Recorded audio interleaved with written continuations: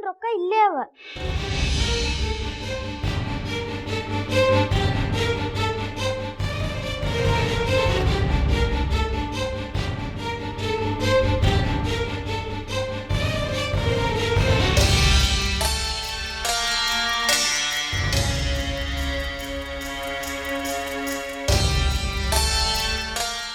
ಎಲ್ಲರೂ ಸೇರಿ ನನ್ನ ಹುಚ್ಚಪ್ಯಾಲಿ ಮಾಡ್ಲಿಕ್ಕತ್ತೀರಿ.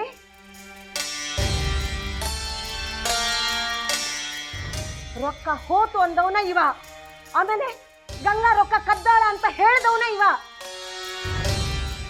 ಈಗ ಗಂಗಾ ರೊಕ್ಕನೇ ಕದ್ದಿಲ್ಲ ಅಂತ ಹೇಳಿಕತ್ತವನು ಇವನ.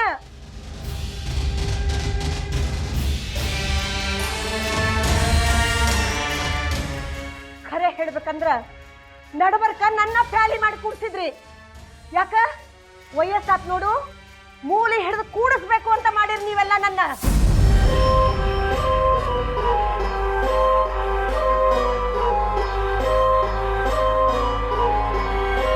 ಗಂಗಾಗ ಯಾವ್ದೋ ಚಲೋ ಕೆಲ್ಸಕ್ಕೆ ರೊಕ್ಕ ಬೇಕಾಗಿತ್ತು, ಅದನ್ನ ನಂದಿನಿ ಕೊಟ್ಟಾಳ.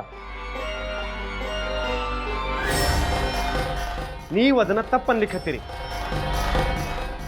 ಆದ್ರೆ ನನಗದು ತಪ್ಪಂತ ಕಾಣವಲ್ದು.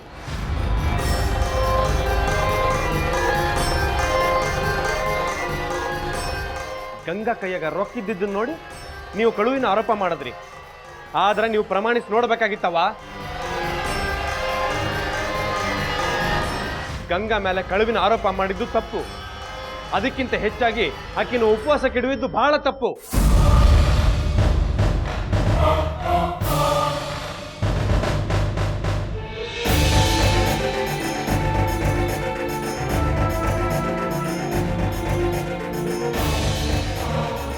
ಇನ್ನೊಮ್ಮೆ ಹಿಂಗಾದ್ರ ನಾ ಸಹಿಸುವುದಿಲ್ಲ.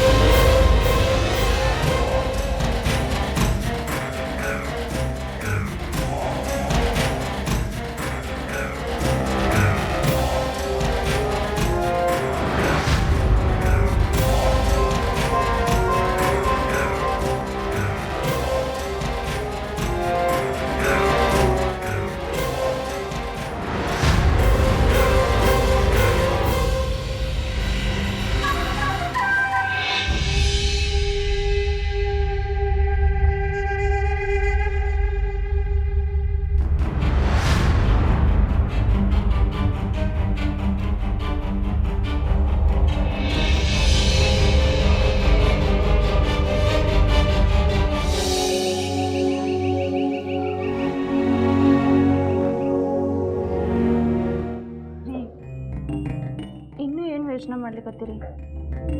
ಆಗಿದ್ದಾಗೋದು, ಭಾಳ ತಲೆ ಕೆಡ್ಸ್ಕೊಳ್ಲಿಕ್ಕೆ ಹೋಗ್ಬೇಡ್ರಿ.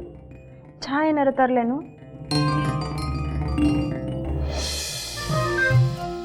ಅಣ್ಣಾರೆ, ನಿಮಗೆ ಚಹಾ ತಂದಿದ್ದಿ. ನಾನು ಚಹಾ ತಗೊಂಡ್ಬರ್ತಿದ್ನಲ್ಲ ಗಂಗಾ. ನಂಗೆ ಅಣ್ಣಾರಿಗೆ ಚಹಾ ತರೋದು ಅಂದ್ರೆ ತುಂಬಾ ಇಷ್ಟ. ನನಗೂ ಅಷ್ಟೆ, ನೀ ಚಹಾ ತಂದು ಕೊಟ್ರೆ ಇನ್ನೂ ಕುಡಿಬೇಕು ಅಂತ ಅನ್ನಿಸ್ತದ.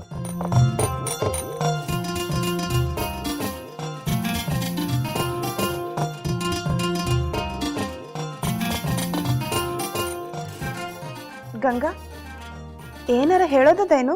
ನಂಗಿಲ್ಲೆಲ್ಲ ಅದು ಇದ್ದು ಯಾವುದಕ್ಕೂ ಗೊತ್ತೇ ಇಲ್ಲ. ಎಲ್ರೂ ನಂಗೆ ಬುದ್ಧಿ ಹೇಳ್ತಾ, ಕೆಲವ್ದು ನಕ್ ಬುದ್ಧಿ ಹೇಳ್ತಾ, ಕೆಲವ್ದು ಬೈದು ಹೇಳ್ತಾ. ಎಲ್ಲ ನನ್ ಒಳ್ಳೇದಕ್ಕೆ ಅಲ್ದ.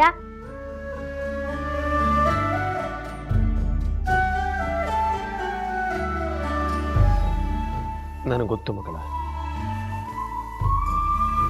ಆಗಿದ್ದ ಘಟನೆಯಿಂದ ನಿನ್ನ ಮನಸ್ಸಿಗೆ ನೋವಾಗಿರ್ಬೇಕು. ಆಗಿರ್ಬೇಕೇನು, ಖಂಡಿತ ಆಗಿರ್ತದೆ.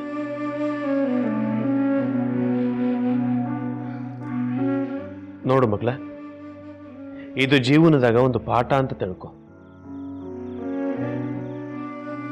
ಜೀವನ ಅಂದ್ರ ಸೂರ್ಯನ ಬಿಸಿಲಿದ್ದಂಗ, ಒಮ್ಮೊಮ್ಮೆ ಏರ್ತದ, ಒಮ್ಮೊಮ್ಮೆ ಇಳಿತದ. ಇದನ್ನೆಲ್ಲ ತಡ್ಕೊಳ್ಳಿಕ್ಕೆ ದೇವರು ನಮಗ ಗಟ್ಟಿ ದೇಹ ಕೊಟ್ಟಾನ, ಗಟ್ಟಿ ಮನಸ್ಸು ಕೊಟ್ಟಾನ. ಅದಕ್ಕೆ ನಾವು ಬಿಸಿಲು ಏರಿದ್ರು ನಿಲ್ತೇವೆ, ಇಳಿದ್ರು ನಿಲ್ತೇವೆ.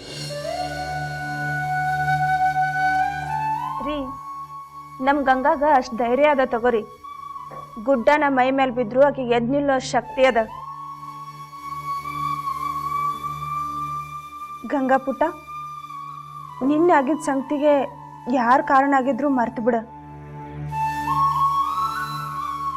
ಯಾಕಂದ್ರ ಪೆಟ್ಟು ಬಿದ್ದಷ್ಟು ಕಲ್ಲು ಮೂರ್ತಿ ಆಗ್ತದ ನೋಡು.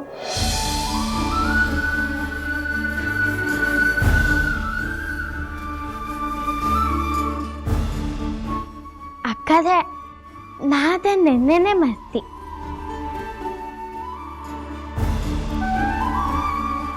ನಾನು ನಿಜ ಹೇಳ್ತಿದ್ದೆ ಅಕ್ಕರೆ. ಅವತ್ತು ನಂಗೆ ಅಣ್ಣ ಸಿಕ್ಕಿದ ಮೊದಲನೇ ದಿನ ನನ್ನ ಪರಿಸ್ಥಿತಿ ಹೆಂಗಿತ್ತು ಹೇಳಿ ಗೊತ್ತಿದ್ದ?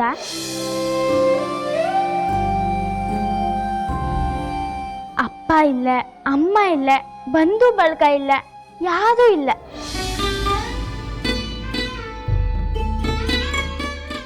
ನನ್ನ ಮುಂದೆ ಬರೀ ಕತ್ಲಿತ್ತು ಅಷ್ಟೆ.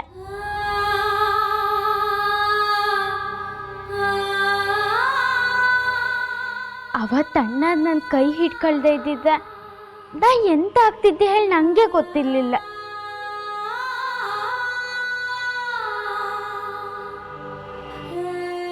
ನಂಗೆ ಗೊತ್ತಿದ್ದು ಅಣ್ಣಾರೆ, ಹೊರಗಡೆ ಆಶ್ರಮ ಇದ್ದು ಕೆಲಸ ಕೊಡಿಸ್ತೀನಿ ಬಾ ಅಂತ ಕರ್ಕೊಂಡು ಹೋಗಕ್ಕೆ ಜನ ಇದ್ದ. ಕತ್ಕೊಂಡು ಹೋಗೋದಕ್ಕೆ ಮಕ್ಕಳು ಕಳೆದಿದ್ದ.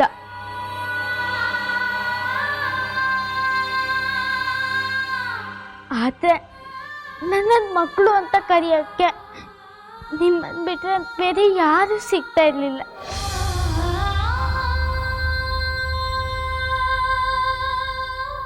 ನನಗೆ ಅಜ್ಜಮ್ಮ ಸಿಕ್ಕಿದ್ದು, ಗೆಳೆಯ ಅಂತ ಸಾಗರ ಸಿಕ್ಕದ, ಕಾದನ್ ಕಾಕ ಸಿಕ್ಕಿದ್ವು. ಅಪ್ಪ ಅಮ್ಮನ ಹಾಗೆ ನೀವು ಸಿಕ್ಕಿದ್ರಿ.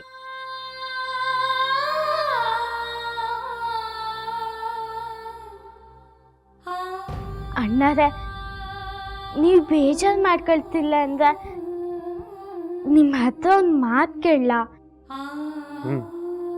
ನೀವು ಅಜ್ಜಮ್ಮಂಗೆ ಹಂಗೆ ಬೈಲಾಗ್ದಿತ್ತು, ಅದು ತಪ್ಪು ಅಲ್ದಾ?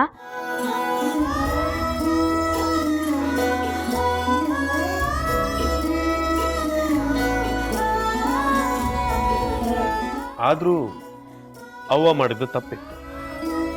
ಅವರು ಪ್ರಮಾಣಿಸಿ ನೋಡಬೇಕಾಗಿತ್ತು. ಎಂತ ಅದು? ಅವ್ರು ಏನೇ ಇದ್ರು ನಿಮ್ಮ ತಾಯಿ ಅಲ್ದಾ?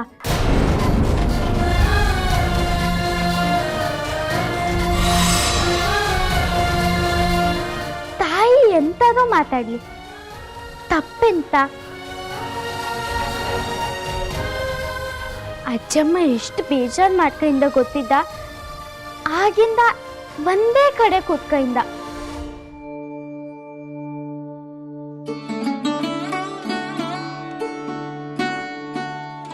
ನೀವು ಹೋಗಿ ಅವ್ರ ಹತ್ರ ಕ್ಷಮೆ ಕೇಳಕ್ಕಲ್ಲ ಅಣ್ಣಾರೆ.